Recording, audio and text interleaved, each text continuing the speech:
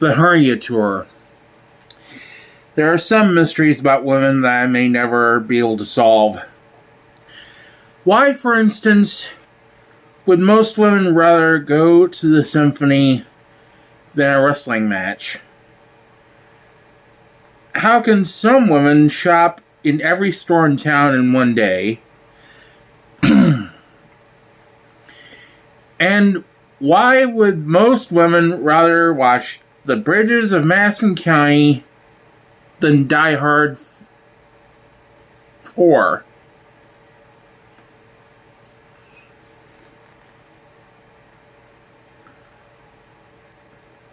While the answers to these questions may always elude me, there is one I know I'll never understand.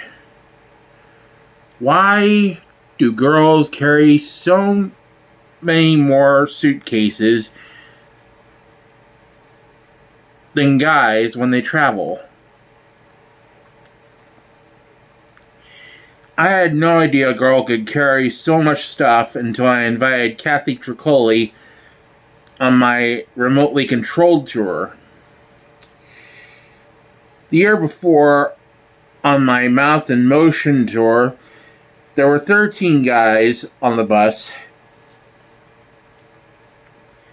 Michael O'Brien, Beyond the Blue, 3 guys, 8 crew members, and me. Each of us brought just one suitcase, leaving us tons of storage space on the bus and in the bays beneath.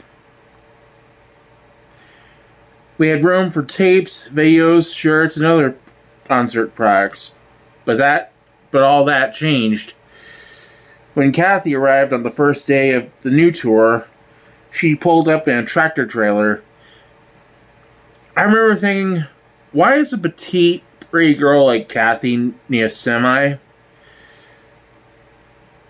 When they opened the back of the trailer, I immediately saw why.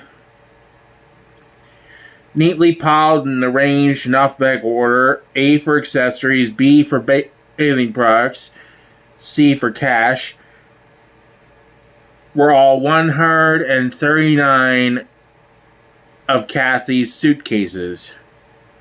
139.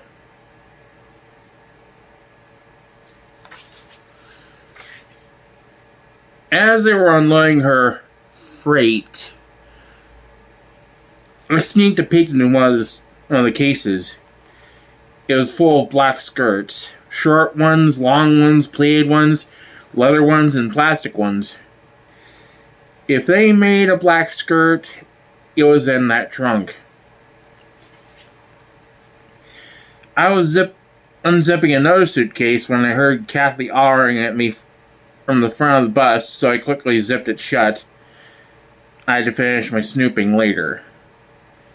I don't get it. Why do women need so many clothes? I wear the same pair of blue jeans a week at a time. I can wear the same shirt for 2 or 3 days. It always lets me know when it's time for a new one. Hold on. Yeah, I got 6 more hours on this one.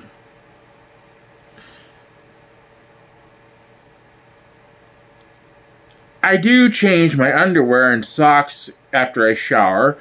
In a pinch, of course, I can always turn them inside out and wear them another week. Kathy, though, packs a hairbrush for every occasion. She's got one that curls, one that frizzes, and one for straightening out curls and frizzes. Man, she's got the stuff.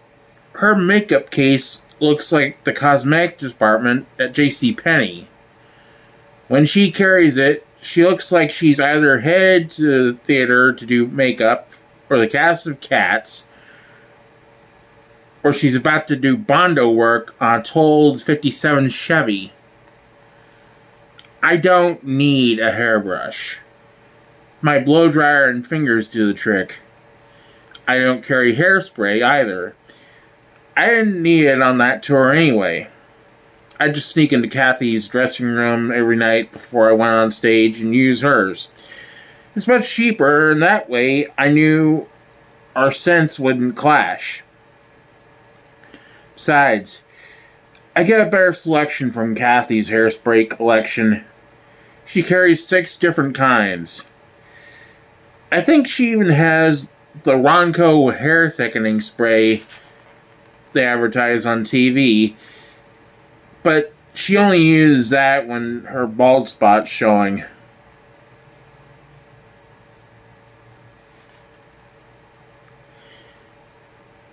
We finally loaded all the suitcases in the back of the bus and in the bays underneath.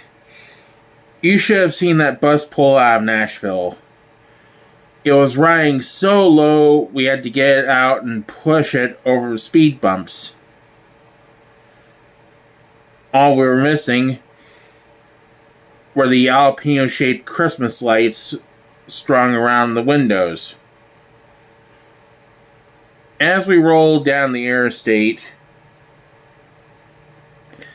Kathy said with concern, "I hope I didn't forget anything." All I could wonder was, what could she have possibly forgotten?